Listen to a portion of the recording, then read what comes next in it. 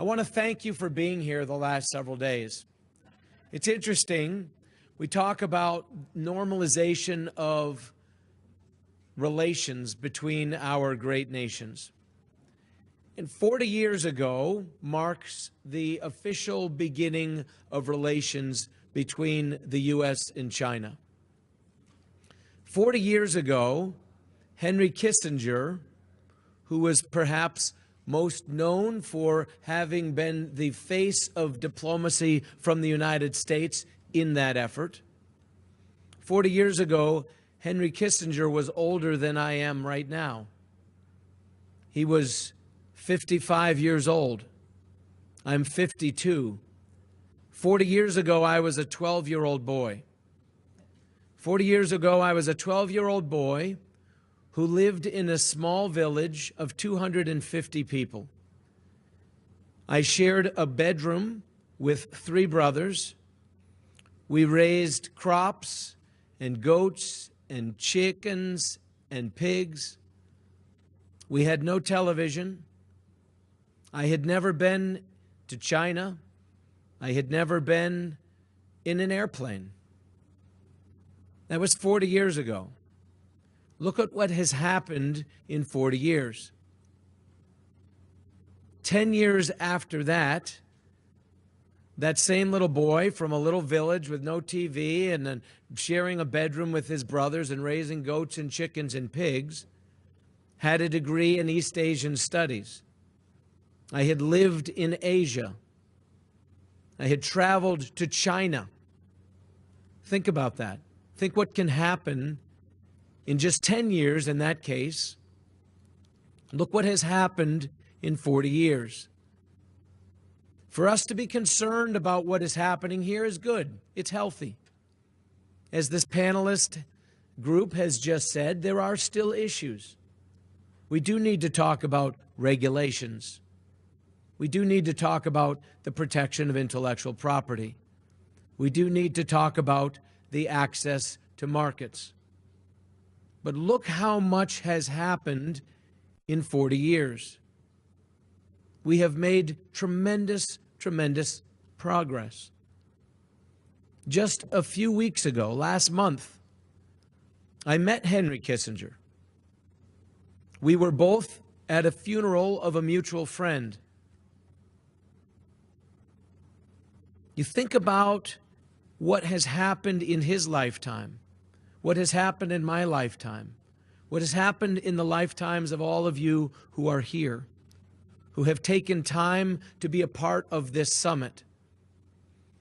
I'm grateful for the fact that there has been media coverage, but I would encourage all of you to recognize this, especially as it relates to what is going on in this country. I cannot speak for the Chinese media, but I can speak for what happens in this country. There was a reporter here for the last 2 days. I don't believe he's here anymore. He might be. He works for the Washington Post. He wrote an article trying to undermine what is happening here, trying to start a fight between governors and presidents, between leaders of governors in China and their president. Because what passes for media in this country is more about entertainment. This is not what I intended to talk about, but this is to the heart of what we can do when we leave here. The media is no longer in this country what it was 40 years ago. 40 years ago, the media in the United States covered things as news, using facts, not opinions, not trying to create the news, but reporting the news. Now the media companies are all owned by entertainment companies. Think about it. They're owned by Comcast, they're owned by Disney, they're entertainment companies. They can only survive if they are sensational. If you allow yourselves to fall victim to this, to be used like a pawn, then this will never be resolved. But I believe the issues that face us nationally will be resolved, because there is so much mutual benefit between our nations, between our people, company to company, culture to culture, person to person. Look at the camaraderie that we have had in this last couple of days. We have had some panels where it has been difficult because of all the side conversations for the people to even be heard. While that can be frustrating for the panelists, it is a good compliment to the kind of things that are happening here. Last night at dinner, the kind of communication, the friendships that were being formed. This is powerful. I want to also thank those who've helped to make this possible. On behalf of the National Governors Association, I thank you for being here. On behalf of others as well, the Friendship Association, the CPAFFC, the China Friendship Association between the U.S. and China. Madam Lee is no longer with us. She had to go to Los Angeles. I'm grateful for their support. I'm so grateful to the Bank of China for your support, for the the CGCC, the China Chamber of Commerce. So grateful for their support of this. Yes, people have their own interests. Of course, banks want to do business with companies. Chambers of Commerce want to do business in this country and expand opportunity for their members. But when one side wins, the other side wins. When China is strong, it is good for America. When America is strong, it is good for China. This isn't complicated. And while people in this country who should know better want to try to stay viable, try to stay relevant by dividing people, I would encourage all of you not to do so, not to allow this to happen. Our state motto has been noted several times during the last few days. It is a powerful motto in Kentucky. It's on all of our Kentucky state flags. There are two individuals shaking hands. They are from different cultures. One is a statesman, one is a frontiersman. One is wearing a suit, one is wearing clothing made of animal skins. They are shaking hands. The motto is, united we stand, divided we fall. This is true. This is true for people who love China and America, people who love strong Chinese-American relationships, but frankly, this is true as human beings. United we stand, divided we fall. It could be said for your family. It could be said for your community, for your company, for your civic organization, for your state, for your province, for your country. United we stand, divided we fall. This is not a game. We're not playing checkers here or chess. This is about human beings. This is about opportunity. This is about creating opportunity for the citizens of our respective nations, the citizens of the world. Because the GDP, the gross domestic product, the wealth that is produced in the world today, 40% of the world's GDP is produced in two countries, the United States and China. That's not going to change anytime soon. We have a responsibility as two powerful economies. We have an obligation, but as has been said many times, we have an opportunity. Will we be prepared when the opportunity emerges? This may be difficult for some to translate what I'm about to say. I hope not. But these lights, the ability to have these projections, so much of this technology was pioneered by a single man. He invented the light bulb. He invented the motion picture machine, as they called it at that time. Thomas Edison. He's well known in both our countries. Thomas Edison said most people in life miss opportunity because it usually shows up in overalls and looks like hard work. Overalls are the kind of clothing we think of that a farmer would wear. They're work clothes. Opportunity does look like hard work. Opportunity does come from hard work. We have great work ahead of us, but it is work that is worth doing. We have companies here in Kentucky that employ nearly 9,000 people that are owned by Chinese organizations or companies or investors. Some of those that I have mentioned, I'll mention again just briefly. In addition to Lexmark, a global brand name right here in Lexington, or just outside of town. That's one company. Haier owns GE Appliances and sells products all over the world. Phoenix Paper, an investment from China, has bought a paper company in Western Kentucky. They are opening their operations this week. 500 jobs in a very rural community. The people of Ballard County in far western Kentucky, their love for China is growing. Their understanding of China is growing. Their appreciation for China is growing. Why? Because person to person, company to company, culture to culture, employer to employee, relationships are being built. This is what the subnational level is about. This is why this is important. This is not a game. We have a company, the International Fisheries Industrial Park. There is a small company that began, a Chinese national who had come here, now living in America. Born in China, now here, starting a small company to process Asian carp that were living in our waterways, exporting that product back to China. But now in that area, 73 acres, there are 3 more Chinese-owned companies operating in this area. 6 more are coming. They are small. They might produce 150 jobs, but that's 150 families whose lives will be better. Hundreds of people, children who will grow up in those homes working at those companies.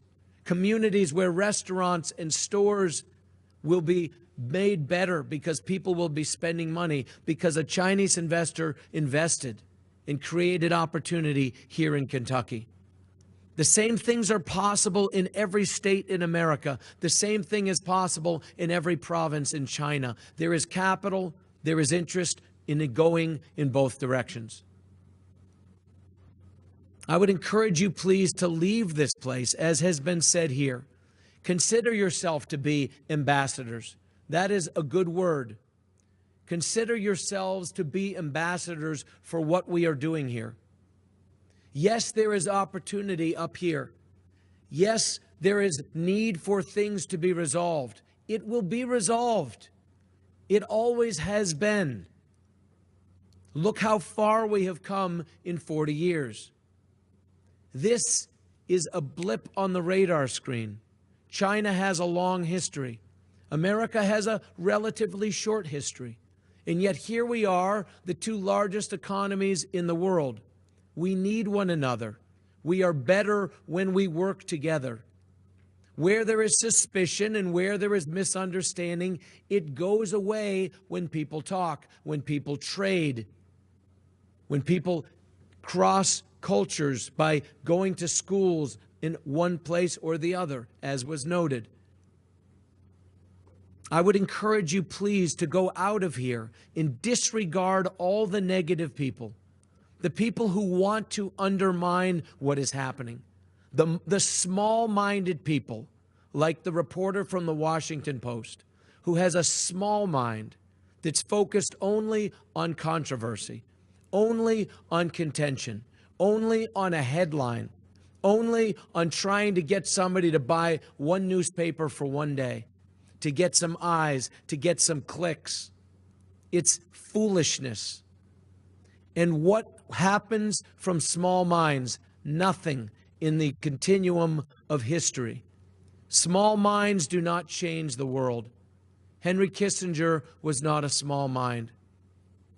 When he and President Nixon, from our side, first engaged in diplomacy, it was with a vision for the future. Even they could not have predicted where we would be 40 years from then. We cannot imagine where we will be 40 years from now. There was a man in the news right now with Brexit and the Prime Minister resigning. Great Britain is very much in the news. There was a time 75 years ago, Great Britain was also in the news. There was World War. And a man named Winston Churchill came into leadership, and he led with boldness and conviction, ignoring the small minds, ignoring the weak people, and he led with boldness in the same way that our presidents are attempting to lead their nations. President Trump, President Xi, they are working things out. Winston Churchill was a man who stood in the gap of history as the world tipped this way and that way. There was much confusion. There were small-minded people then, just as there are now. But Winston Churchill led with boldness, and Great Britain was saved, and Europe was saved, and the world was saved, and China was saved, because China and America were both fearing that they would be overwhelmed by totalitarian regimes in the East and the West. People called Winston Churchill the Lion of England. And Winston Churchill said, "I am not the lion. The people of England, they are the lion. But history has called upon me to deliver the roar." Think about that. Winston Churchill said, "The people are the lion, but history has called upon me to deliver the roar." We are in a similar position now, different things at stake, but a similar moment in time. The lion is you, those of you who are here, those of your fellow citizens, no matter what country you call home. The lion in this moment are the people of the United States, the people of China. But who among us will deliver the roar? Now is a time for a roar to be delivered. The roar of Sino-U.S. relationships, of us building bonds, of us being partners, of being friends, of coming together, of weaving a fabric together that will not easily be separated. Now is the time. We cannot grow weary. We cannot give up. We cannot allow the small minds to influence our thinking. We must not live down to the low expectation of small-minded people. We must rise up as ambassadors for what is the right thing to do. And we must do this in a way that honors all those of you who have come here, all of the organizations that we represent, the chambers of commerce on both sides of this ocean, the opportunity for us to do for the world the right thing to do. Because when there is strength and stability and peace in America, strength and stability and peace in China, both the East and the West will be stronger, the world will be stronger, the world will be safer, there will be more opportunity for all of us. This is why I am doing this. I'm one small piece. I'm not afraid of hard work. I grew up in a simple way, as I have said. I ask each of you to roll up your sleeves, put on your overalls, deliver the roar of history, because history is knocking, and now is the time. Thank you for coming to Kentucky. Thank you for caring about this. May each of you be safe as you travel home. Thank you very much.